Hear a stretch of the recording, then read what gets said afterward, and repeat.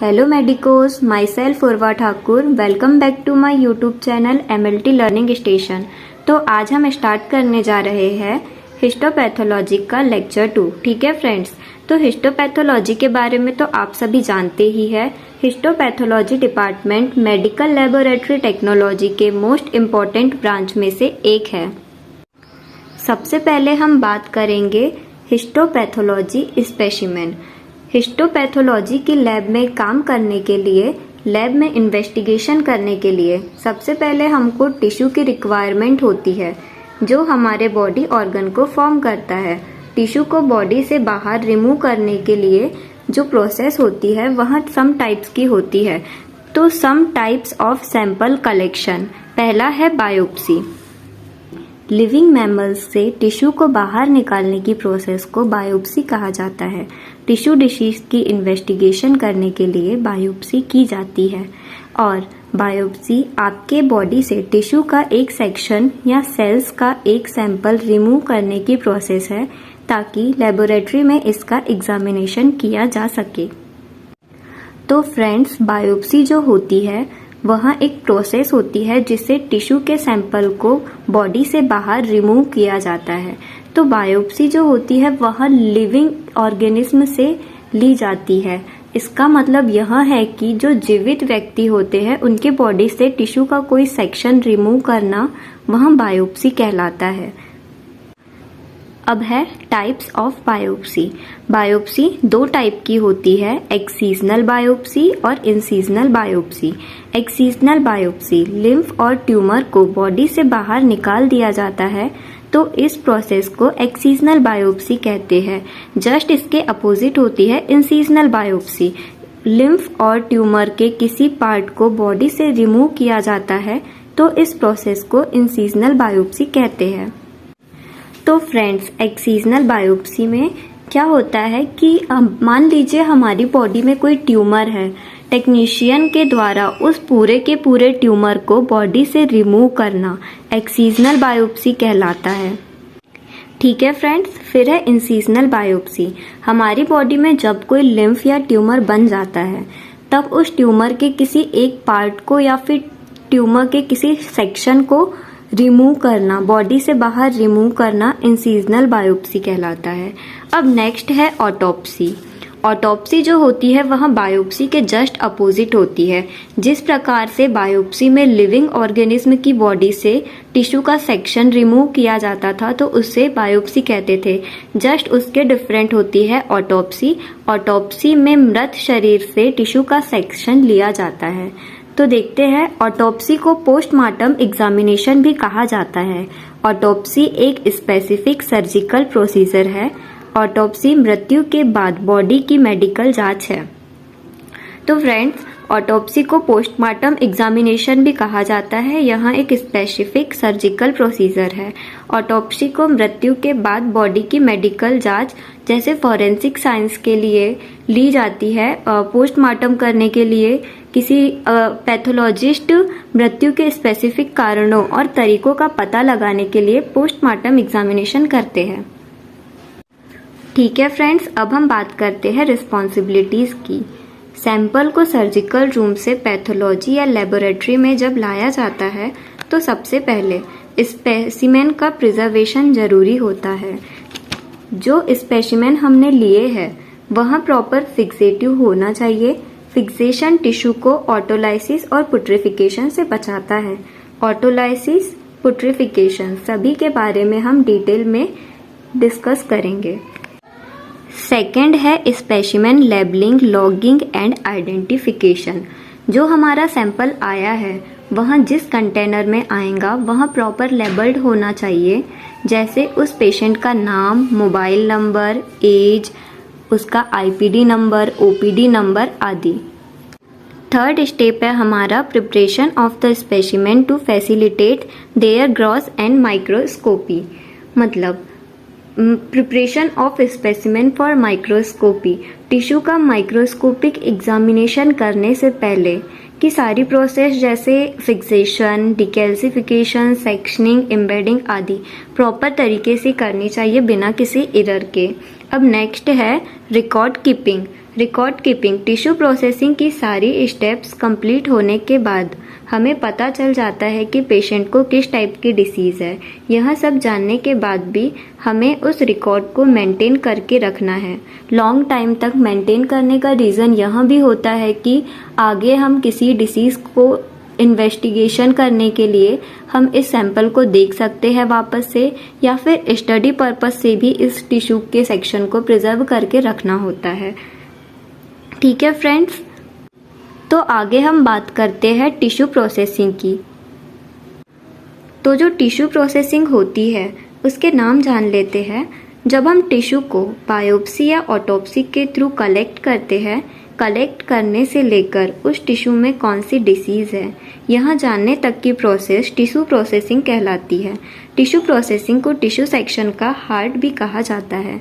तो इसमें सबसे पहले आता है फिक्सेशन, फिर grossing, then decalcification, dehydration, clearing, infiltration, embedding, sectioning, deparaffinization, staining, mounting and last है माइक्रोस्कोपी।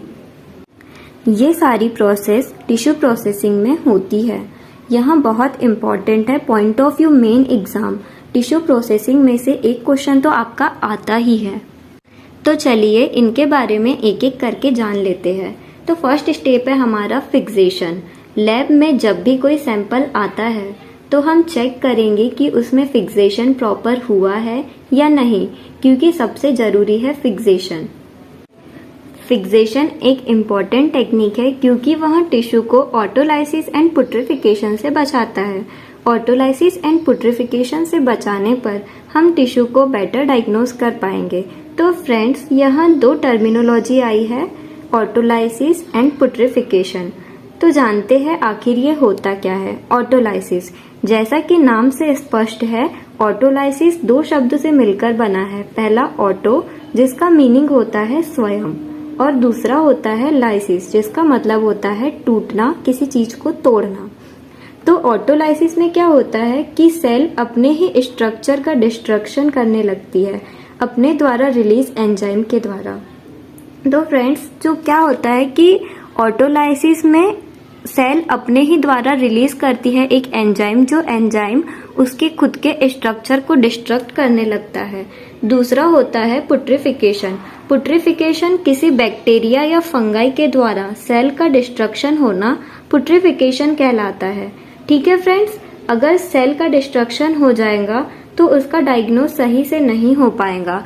इसीलिए सेल को डिस्ट्रक्शन से प्रिवेंट करने के लिए हम फिक्सेशन का यूज करते हैं, जिसमें लेबोरेटरी में यूज होने वाला मोस्ट कॉमन फिक्सेटिव 10% फॉर्मेलिन है। इसके साथ साथ अदर फिक्सेटिव भी यूज किए जाते हैं, जिसमें formalin, ethyl alcohol, picric acid and acetic acid शामिल है। चलिए आगे बढ़ते हैं। सेकेंड स्टेप है ग्रॉसिंग। ग्रॉसिंग एक ऐसी प्रोसेस है जो पैथोलॉजिस्ट द्वारा की जाती है। इसमें पैथोलॉजी स्पेसिमेन की डायग्नोस्टिक इंफॉर्मेशन नोट करनी होती है। तो क्या होता है फ्रेंड्स, नेक्ड आई से डायग्नोस्टिक इंफॉर्मेशन नोट करनी होती है, क्योंकि टिश्यू बहुत बड़ा होता है। इतने बड़े टिश्यू को तो एग्जामिन नहीं कर सकते। तो पैथोलॉजिस्ट क्या करता है, पैथोलॉजिस्ट उस टिश्यू में जहाँ जहाँ पर उसे लगता है कि कैंसर के चांसेस है या कोई एबनॉर्मलिटीज है, तो वहाँ के पीस को कट करके रिमूव कर लेता है। देन उसको स्मॉल प्लास्टिक की कैसेट में रख देते हैं और यहाँ कैसेट टिश्यू को होल्ड करके रखती है। ठीक है, तो ग्रॉसिंग में क्या होता है, ग्रॉसिंग में अपनी नेक्ड आई से डायग्नोस्टिक इंफॉर्मेशन को नोट करना, जैसे number of peace, size in centimetre, appearance and colour, ये सारी चीजें हमें नोट करनी होती है। अब नेक्स्ट स्टेप है डीकैल्सिफिकेशन। डीकैल्सिफिकेशन, कुछ टिश्यूज ऐसे होते हैं जिसके अंदर कैल्शियम बहुत ज़्यादा डिपॉजिट रहता है, जैसे बोनी टिश्यू, टीथ, नेल्स। ऐसे में क्या होता है कि जब हम टिश्यू को नाइफ से कट करते हैं तो वह नाइफ डैमेज हो सकती है या कटिंग करने में प्रॉब्लम आ सकती है। तो इस चीज़ से प्रिवेंट करने के लिए टिश्यू को डीकैल्सिफाई करते हैं। ठीक है, ऐसे टिश्यू जिसके अंदर कैल्शियम डिपॉजिट रहता है, लाइक टिथ कंटेंट, उन टिश्यू को माइक्रोटोम नाइफ से कट करने में डिफ़िकल्टीज आती है, जिससे नाइफ डैमेज भी हो सकती है। इस चीज़ से प्रिवेंट करने के लिए डीकैल्सिफिकेशन किया जाता है। अब हम उन्हें ऐसे सॉल्यूशन में डालते हैं जिससे वो सॉल्यूशन है वो टिश्यू में से कैल्शियम को रिमूव कर देता है, और कैल्शियम रिमूव होने के बाद टिश्यू सॉफ्ट हो जाता है और इजीली नाइफ से कट कर सकते हैं। तो फ्रेंड्स, आगे देखते हैं हम। टिश्यू को ऐसे केमिकल से ट्रीट कराया जाता है जो कैल्शियम को टिश्यू से रिमूव कर दे और टिश्यू सॉफ्ट हो जाए, जिससे सेक्शनिंग को कट करना इजी हो जाएगा। डीकैल्सिफिकेशन की एक इजी सी डेफिनेशन है, टिश्यू में से कैल्शियम को रिमूव करने की प्रोसेस डीकैल्सिफिकेशन कहलाती है। अब डीकैल्सिफिकेशन किस किस के थ्रू किया जाता है? Acid decalcification, chelating agent, surface decalcification. इसको हम आगे आने वाले एक सेपरेट लेक्चर में पढ़ेंगे। फिर आगे बढ़ते हैं। डीकैल्सिफिकेशन के बाद की जाती है टिश्यू की मेन प्रोसेसिंग, क्योंकि टिश्यू में से किसी भी डिसीज को डायग्नोस करने के लिए टिश्यू प्रोसेसिंग की जाती है। टिश्यू को पैराफिन वैक्स की हेल्प से हार्ड बनाया जाता है। ऐसा इसीलिए करते हैं क्योंकि टिश्यू बहुत सॉफ्ट और लचीला होता है। ऐसे में टिश्यू को कट करने में प्रॉब्लम होती है और एग्जामिनेशन के लिए टिश्यू को कट करना जरूरी होता है। इसीलिए हम टिश्यू को पैराफिन से ट्रीट करते हैं ताकि टिश्यू में हार्डनेस आ जाए और टिश्यू को प्रॉपर कट कर सके। टिश्यू प्रोसेसिंग की एक ऑटोमेटिक मशीन होती है जिसमें 1 से लेकर 12 तक जार होते हैं। इन जार में केमिकल प्रेजेंट होते हैं। पहले और दूसरे जार में 10% बफर फॉर्मेलिन तथा तीसरे से 8वें जार में आइसोप्रोपाइल अल्कोहल प्रेजेंट होता है, जिसका कंसंट्रेशन लोअर टू हायर होता है, जैसे 60%, 70%, 80%, 100%। देन उसके बाद आता है एब्सोल्यूट अल्कोहल।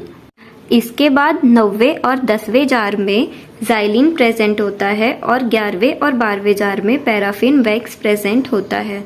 चलिए जानते हैं इन केमिकल्स के क्या क्या फंक्शन होते हैं। टिश्यू प्रोसेसिंग की 4 मेन स्टेप होती है।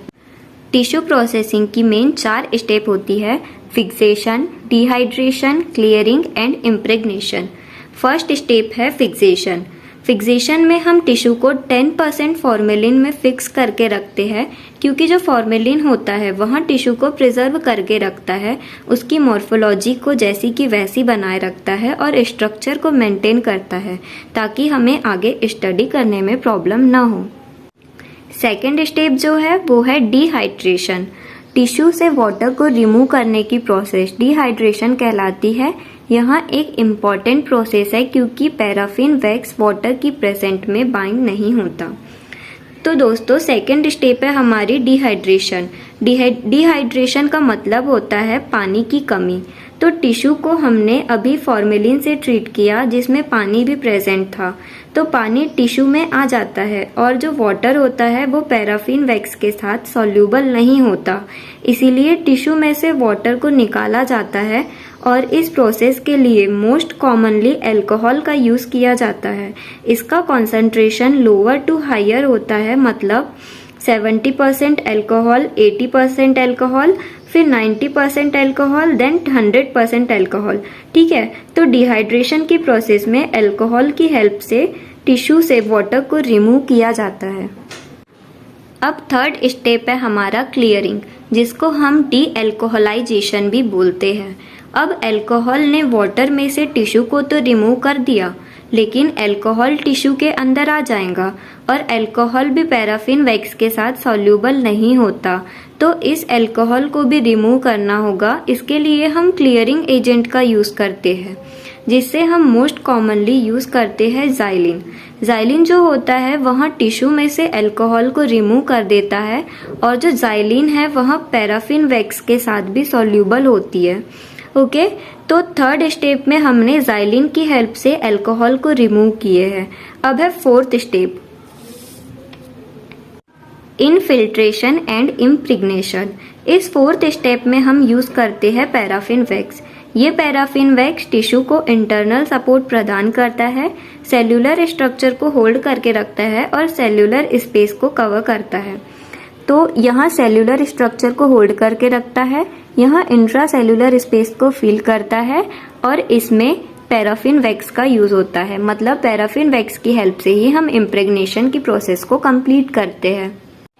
अब नेक्स्ट स्टेप है एम्बेडिंग, जिसको हम कास्टिंग और ब्लॉकिंग भी बोलते हैं। इसमें क्या होता है, एम्बेडिंग में टिश्यू को एक एक्सटर्नल सपोर्ट प्रोवाइड होता है।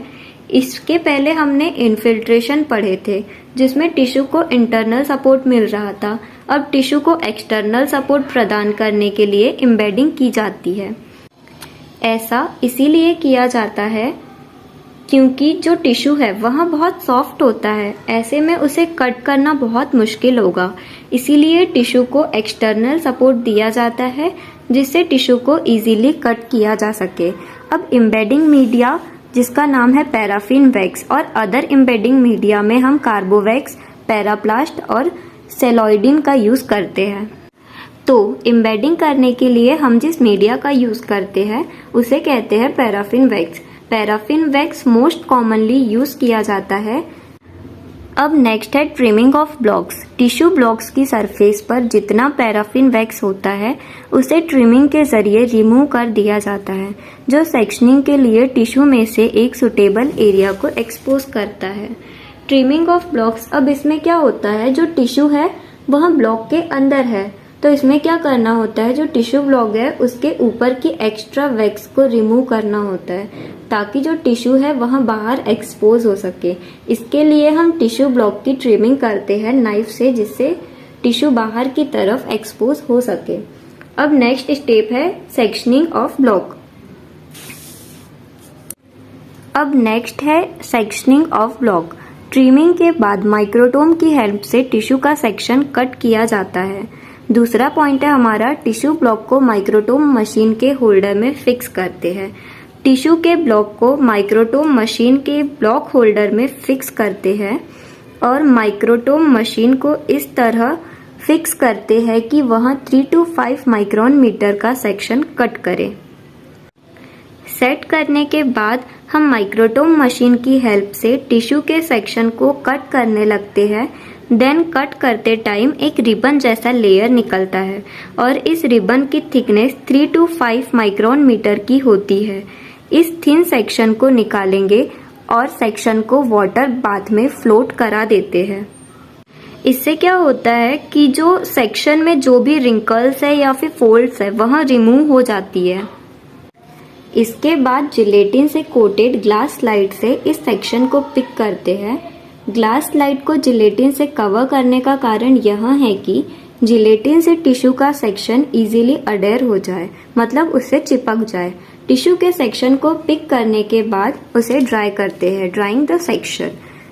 देन नेक्स्ट स्टेप है हमारी डीपैराफिनाइजेशन। ड्राइंग के बाद स्लाइड की जाती है स्टेनिंग, लेकिन स्टेन वाटर के साथ सॉल्यूबल रहता है और हमारे टिश्यू सेक्शन में जिसे हमने अभी अभी प्रिपेयर किया है उसमें वाटर नहीं है, तो इसके लिए हमको टिश्यू को डिहाइड्रेट करना होगा। इसके लिए पहले टिश्यू का डीपैराफिनाइजेशन करेंगे, मतलब टिश्यू में जितना वैक्स है उसको रिमूव करेंगे। इसके लिए टिश्यू की स्लाइड को हॉट प्लेट में रखेंगे ताकि स्लाइड से वैक्स मेल्ट हो जाए और टिश्यू ही स्लाइड पर हो। इसके बाद हम टिश्यू के सेक्शन को ज़ाइलिन से ट्रीट करेंगे।